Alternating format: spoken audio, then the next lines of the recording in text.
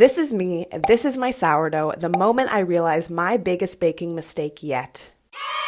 In case you haven't had the pleasure of baking sourdough, the goal is to bake a beautiful, airy, golden loaf of deliciousness.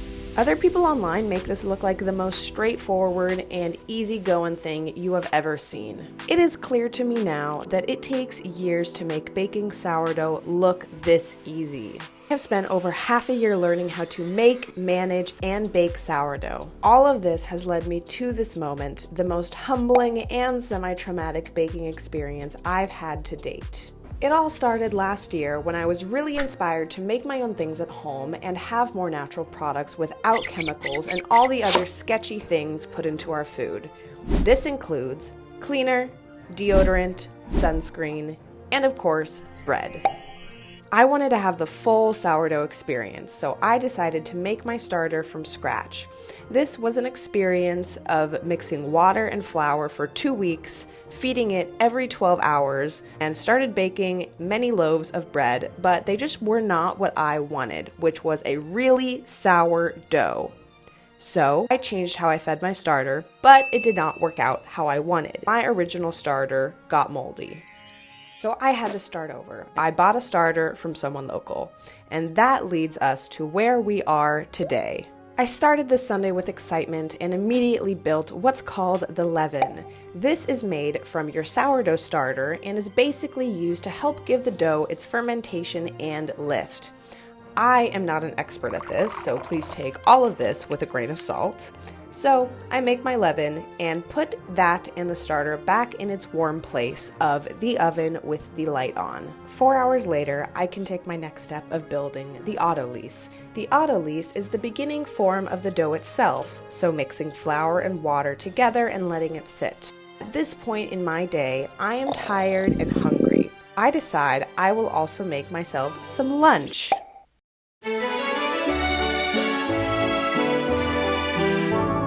So I'm mixing my flour and water. I'm pinching it with my hands, get it all mixed and shaggy, when I realize that, yes, the oven is on. And what's in the preheated oven? You guessed it, my starter and my leaven. I flipped out at this moment. I am panicking. I pulled the stuff out and have this dough all on my hands because I did not wet my hand before I started pinching the dough, so it's all caked on. I don't know what to do. My mind is blank. The glass jar is so hot, I cannot touch it with my hand. So I have to use a towel. My brain is thinking, what do I do? What is going on? It also might be entirely dead because if you overheat your yeast, it will die. However, if it is not dead, I want to get it out and into a cool place as soon as possible and just hope for the best. I am also making a freaking mess. This apron was also a bad choice. I needed a full apron.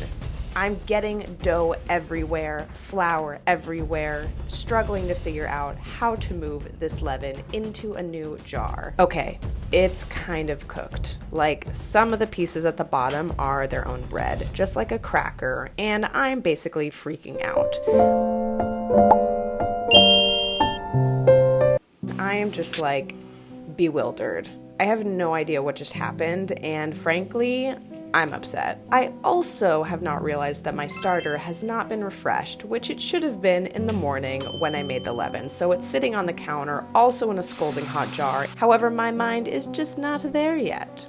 So here we are processing. I had to take a break because first the autolyse needed an hour to set, and my leaven wasn't supposedly done yet as long as I hadn't totally cooked it. So I still needed to let that set aside. I decided to continue my journey, to feed myself mainly, which was difficult because I was so upset at myself for the mistake and almost burning my home down. So I shed a few tears, and I processed by, yes, crying a little bit and aggressively chopping some vegetables with aggressive seasoning.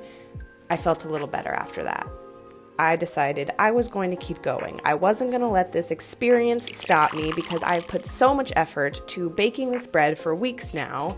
I am not going to stop. I'm going to hope for the best. Even if it turns out to be the worst thing I've ever made, I'm still going to eat it. So the next step in this process is to mix the leaven with the autolyse. So that is going to start the fermentation process of the dough. I mix the leaven with the dough, I put in salt and water and start pinching the dough together into a ball.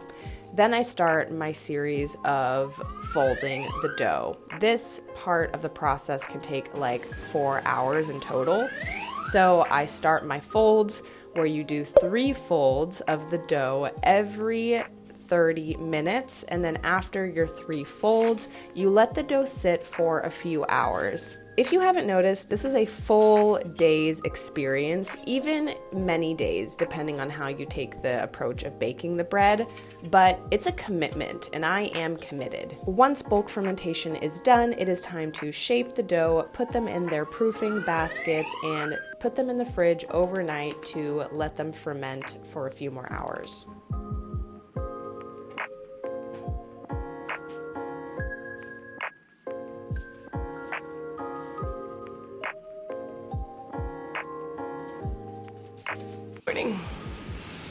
Let's see how this turns out. I take the dough out, I'm preheating the oven to 500 degrees with my Dutch oven inside.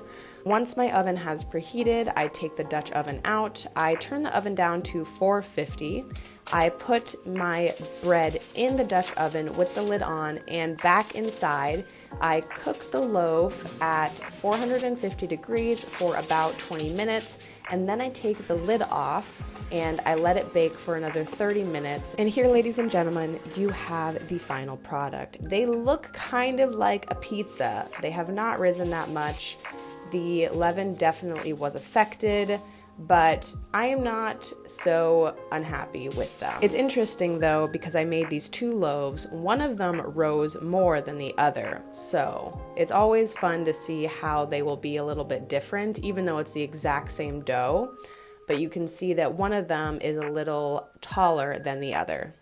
If you're going to learn something from me today, maybe you buy a bread proofer so that you don't have to put your stuff in the oven with the light on to keep it warm. Maybe you just don't put your stuff in the oven at all and keep it on the counter. Maybe you learned not to cook or use the oven while preparing sourdough bread. Maybe you've learned just to not bake bread or do anything if you're tired and hungry, because we are not our best selves in these moments. I have made mistakes today, and that is okay.